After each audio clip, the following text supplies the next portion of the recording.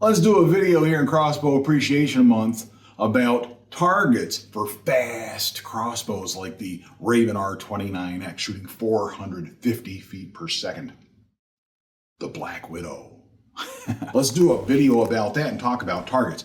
Now, when I first got this crossbow, it was my first opportunity to step up to that ultra-modern speed of 450 feet per second or so. That's a lot of energy. Actually, I like this hawk scope and crossbow combination. This hawk scope, it is the Zoom FFP. If you want to check that out, I'll put a link in the description so that you can go to their website. But basically, this scope zooms in. So you don't have the Ravin problem. What I don't like about the Ravin scopes, never liked how all the reticles are compressed into one little tiny thing and you can't see it. Here, I can zoom right in and man, it's easy to look through there and see what I've got. And I can zoom out, that sort of thing. And it doesn't affect the accuracy. It's not really a speed ring scope. It's just a scope that works really well on this crossbow. But what's a target to shoot it at, right? When I first got this crossbow, we had a little target mishap. We'll do a speed test through the Bulldog. Hopefully don't pass clean through the Bulldog. We're gonna find out. And let's poke one through there. Holy crap, went right through the Bulldog, pretty much. 453.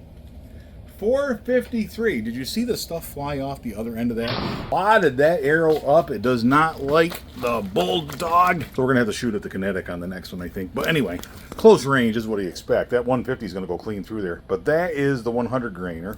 Whoa! So it blew a hole in my target, that's for sure. That is not, this is a piece of Bulldog. That's what a Bulldog looks like on the inside. Man, put that back in there. I'm sorry, Bulldog. I'm sorry. We'll get some duct tape and fix that up. Good Lord. Bits and pieces from that target leading clear back here. I blew clean through that Bulldog target, which in its day stopped every arrow out there from any crossbow or bow ever made. Times change. Times change. You've got to keep up with the times, and one of the things that changed was the need for better targets. Currently, with these crossbows, with these modern speed crossbows, there are two targets out there that Bunjie and I recommend. If you go to the deathbybunjie.com gear page, my website, go on there, and on the gear page we talk about targets. There are two in particular that we really like with fast crossbows like this. And of course, they work with all the other crossbows too. One is the Kinetic 1.0. I really like that one. I'm sure that there are going to be new models, but you can check those out. They work extremely well. Watch this. Oh, it slid right out. Don't have to use fancy field points on this or nothing. Pull the arrow out with ease. Not only does it stop it with ease, but you can pull it out when you're done. That's kind of nice. That's for the field points. For the broadheads, you're wrapping up in the 60-yard backyard. We're going to take a poke at 50 yards with the R470. Ooh. We'll see if I can do this now. Whoa. What? That is dead center. That's what I was aiming at. That one's not so easy to pull out if you've got field points because they kind of weld themselves in there. But the broadheads tend to open up enough of a path in there when I'm using a practice point for my SWAT hackers, for example. That tends to stop them just fine, but it also pulls out a lot easier. And it'll withstand a lot of broadhead use. A few other thoughts that I wrote down when we're talking about targets for fast crossbows.